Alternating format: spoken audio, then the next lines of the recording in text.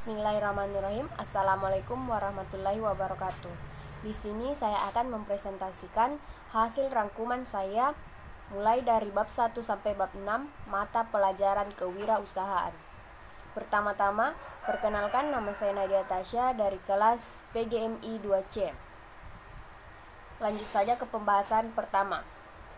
Di bab pertama membahas tentang kewirausahaan, di mana kewirausahaan adalah suatu ilmu yang mengkaji tentang pembangunan, pengembangan kreativitas seseorang dalam mengambil resiko. Nah, di sini mengambil resiko yang dimaksud adalah seseorang harus berani mengambil resiko yang lebih besar untuk mendapatkan keuntungan yang lebih besar juga atau sama dengan profit. Bagian B yaitu peran dan fungsi kewirausahaan. Ada beberapa peran dan fungsi kewirausahaan. Yang pertama yaitu mampu memberikan pengaruh atau motivasi terhadap seseorang untuk melakukan suatu bisnis. Yang kedua itu ilmu kewirausahaan memiliki peran dan fungsi untuk mengarahkan seseorang bekerja secara teratur atau secara sistematis.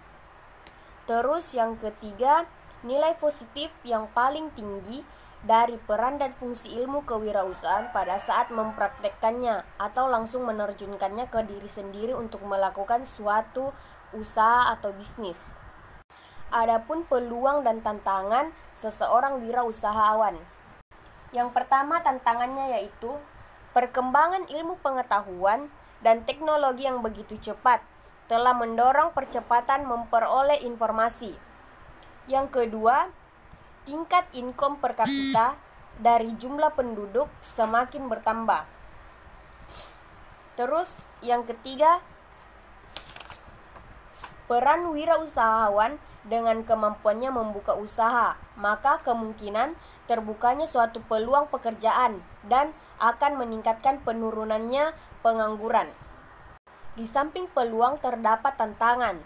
Yang pertama, persaingan bisnis yang teraplikasi dalam bentuk penciptaan beragam jenis produk telah menyebabkan banyak produk yang meniru beberapa produk lain. Namun, setiap perusahaan harus mengembangkan produknya sesuai dengan perubahan zaman. Yang kedua, ilmu pengetahuan dan teknologi informasi yang bisa diperoleh dengan cepat telah melahirkan sikap selektif masyarakat. Maksud dari sikap selektif yaitu masyarakat pintar mengambil informasi dari beberapa produk yang ingin dia beli. Terus yang ketiga, kebutuhan dan biaya hidup yang terus menjadi peningkatan menyebabkan setiap orang harus mampu memperoleh pendapatan sendiri. Maka setiap orang harus menciptakan peluang kerja atau harus menciptakan lapangan kerja sehingga pengangguran di suatu wilayah menurun secara drastis. Materi terakhir dari bab 1 yaitu hubungan ilmu kewirausahaan dan wirausahawan. Hubungannya sangatlah kuat di antara keduanya.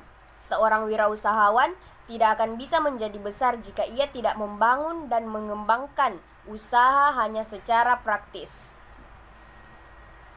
Menuju kesuksesan, secara umum ia membutuhkan dua hal, yaitu reference dan experience. Reference yaitu rujukan yang bersumber dari media cetak dan elektronik serta pendapat para ahli. Maksud dari reference adalah pengetahuan atau referensi kita dari mana kita mendapatkan sumber tersebut. Terus experience yaitu pengalaman yang diperoleh selama menjalankan usaha. Pengalaman ini bisa kita dapat dari seorang wirausahawan yang telah menjalankan usahanya bertahun-tahun dan mendapatkan hasil yang lebih maksimal. Kita mengarah ke bab 2 yang membahas tentang motivasi kewirausahaan. Di sini kita akan menjelaskan tentang motivasi terlebih dahulu. Motivasi adalah aktivitas perilaku yang bekerja dalam usaha memenuhi kebutuhan-kebutuhan yang diinginkan. Motivasi berkaitan erat dengan tingkat usaha yang dilakukan oleh seseorang dalam mengerjakan sesuatu. Motivasi dan kewirausahaan. Hal ini sangatlah berhubungan erat Karena sesuatu yang mendorong seseorang untuk menjadi wirausahawan yang hebat dan yang lebih besar serta yang terkenal adalah dorongan atau motivasi dari seseorang terlebih dahulu. Materi kedua yaitu hierarki kebutuhan Maslow, di mana hierarki kebutuhan Maslow ini sudah diterapkan di negara Cina, yang semua orang atau mulai dari kepala keluarga sampai anak-anaknya harus melakukan sebuah pekerjaan. Menurut Abraham H. Maslow, ada 5 kebutuhan. Yang pertama adalah kebutuhan psikologi, adalah kebutuhan yang paling dasar yang harus dipenuhi terlebih dahulu dari beberapa kebutuhan. Yang kedua adalah kebutuhan kenyamanan dan keamanan. Kebutuhan keamanan dan kenyamanan adalah kebutuhan yang diperoleh setelah mendapatkan kebutuhan dasar. Pada kebutuhan ini, seorang individu menginginkan terpenuhnya atas keamanan. Kebutuhan ketiga adalah kebutuhan sosial. Kebutuhan ini mencakup perasaan seseorang, di mana seseorang mencintai, saling menghargai, dan saling bertoleransi atas agamanya. Terus kebutuhan keempat adalah kebutuhan eustim, di mana kebutuhan eustim adalah kebutuhan yang mencakup pada keinginan untuk memperoleh harga diri. Karena seperti yang kita ketahui, bagaimanapun kondisinya, harga diri adalah yang paling utama. Terus kebutuhan yang kelima adalah kebutuhan aktualisasi diri. Kebutuhan aktualisasi diri adalah kebutuhan tertinggi dalam teori Maslow. Pada tahap ini seseorang menginginkan terpenuhnya keinginan untuk aktualisasi diri, yaitu ia ingin menggunakan potensinya yang ia miliki.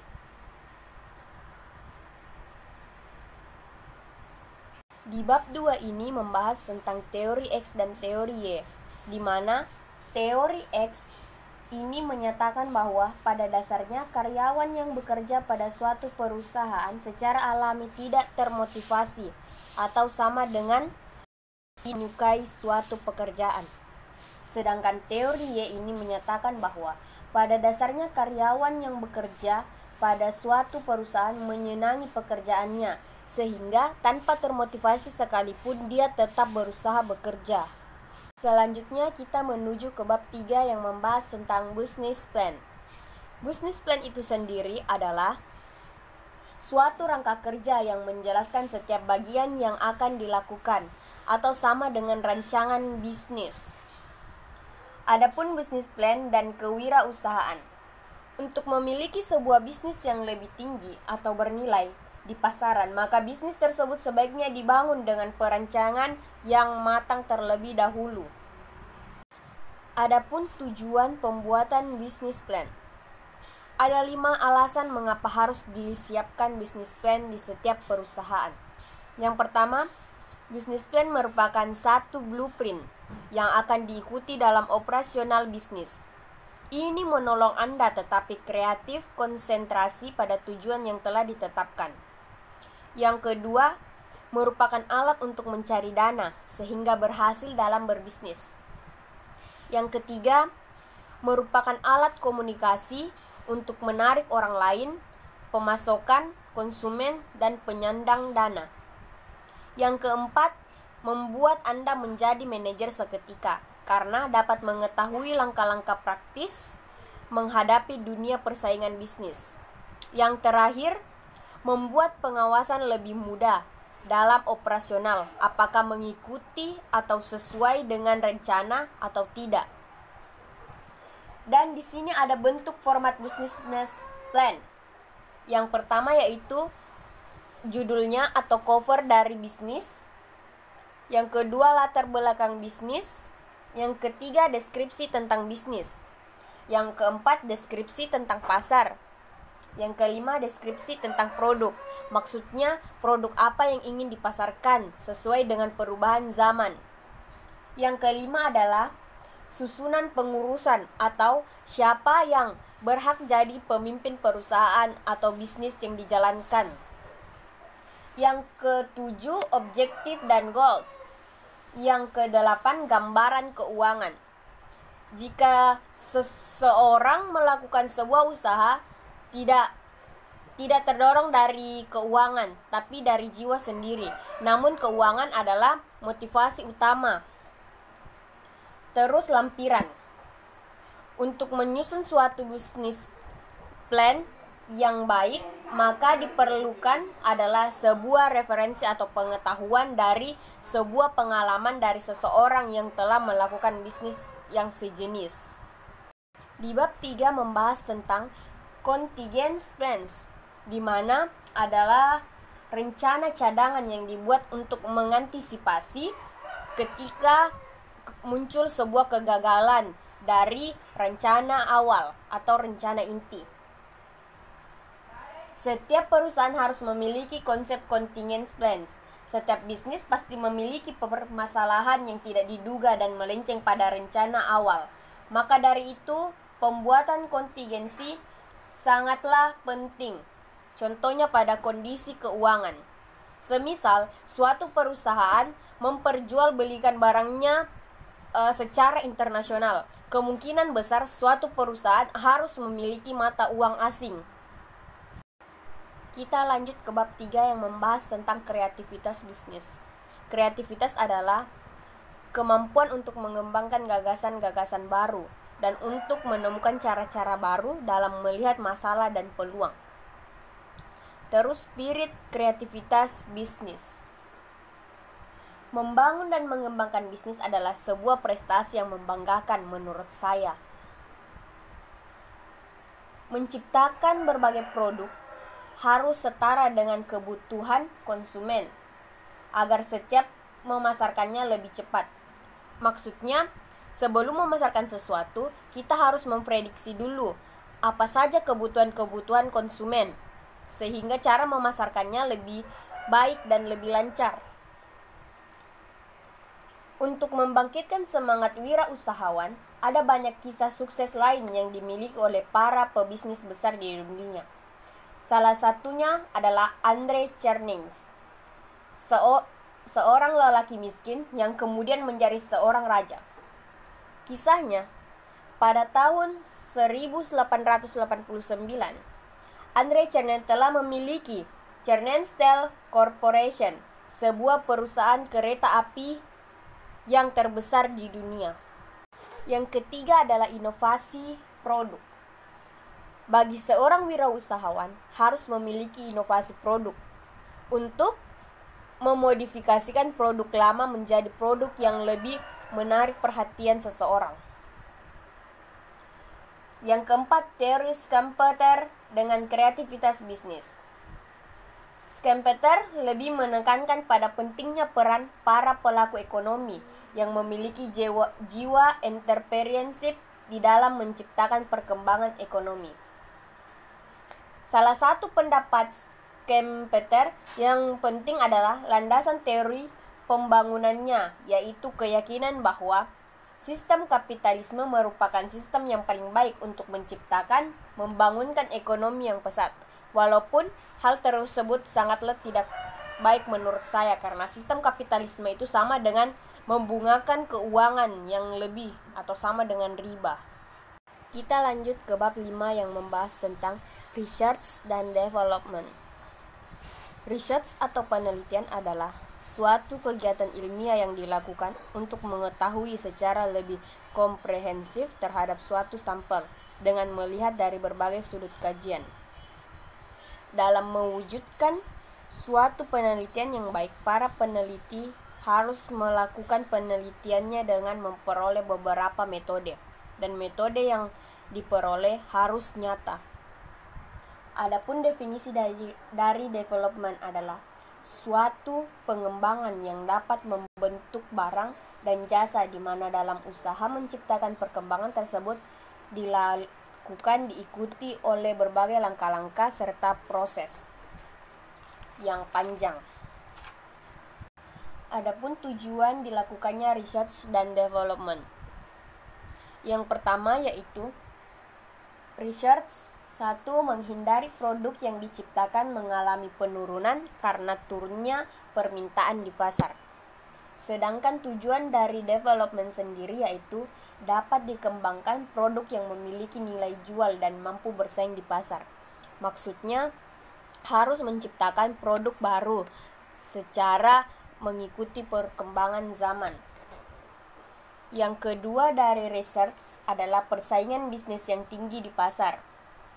Karena berbagai produk lainnya sudah memodifikasi produknya sendiri. Terus yang kedua dari development adalah keputusan perusahaan di mata konsumen dan mitra bisnis dapat selalu terjaga karena perusahaan dianggap memiliki semangat inovasi produk atau produk-produk baru yang tercipta. Kita lanjut ke bab terakhir, yaitu bab 6 yang membahas tentang modal kerja dan struktur modal. Modal kerja adalah investasi sebuah perusahaan, di mana modal kerja itu dari modal usaha, yaitu modal sendiri dan modal asing. Yang kedua, konsep modal kerja yaitu kuantitatif, berdasarkan pada kuantitas dari dana yang tertanam dalam unsur-unsur aktiva lancar, di mana aktiva ini merupakan aktiva yang sekali berputar kembali dalam bentuk semal. Yang kedua, konsep kualitatif, menitik beratkan pada kualitas modal kerja. Yang terakhir, fungsional, menitik beratkan fungsi dari dana yang dimiliki dalam rangka menghasilkan pendapatan laba dari usaha pokok perusahaan. Selanjutnya, definisi dari struktur modal. Struktur modal adalah perimbangan atau perbandingan antara modal asing dengan modal sendiri. Modal asing dalam hal ini adalah utang jangka panjang maupun jangka pendek. Sedangkan modal sendiri terbagi atas laba ditanam, ditahan, dan penyertaan kepemilikan perusahaan. Teori struktur modal ada dua, yaitu balancing theories dan pecking order theory. Balancing theories merupakan suatu kebijakan yang ditempuh oleh perusahaan untuk mencari dana tambahan dengan cara mencari pinjaman ke perbankan. Pecking order teori merupakan suatu kebijakan yang ditempuh oleh